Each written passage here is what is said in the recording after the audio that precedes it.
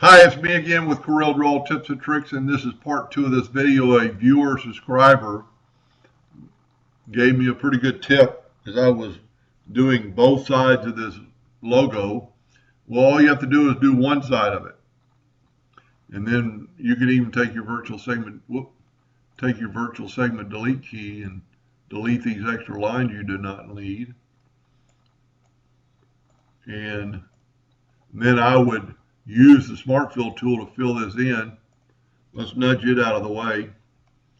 Let's take our old one, because it is made up of lines, as you can see. Move this one up, back in position, left click, right click, Control D and make a duplicate while holding down the control button. Just mirror it over. You could use the mirror key, but I like using this.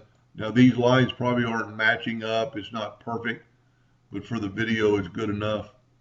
You could, well, I've got an indexing line in here, but you would want to have these lines meet.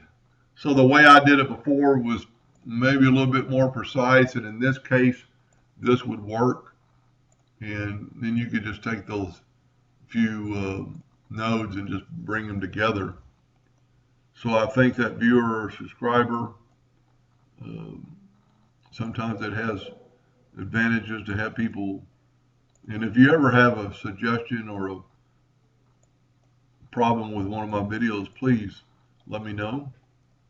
And then we use the Smart Fill tool, fill that in. And the reason I use the Smart Fill tool is like the Weld tool, but I'm so accustomed to using the Smart Fill tool. And then I'm going to leave it in black this time, and then nudge this back over.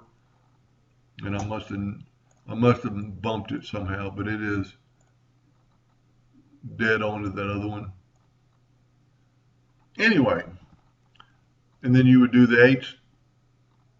Well, doing the H probably wouldn't help you, but when you have an item that's equal, you only have to do one side of it. Anyway, I hope that helped a little bit. Thank you for watching.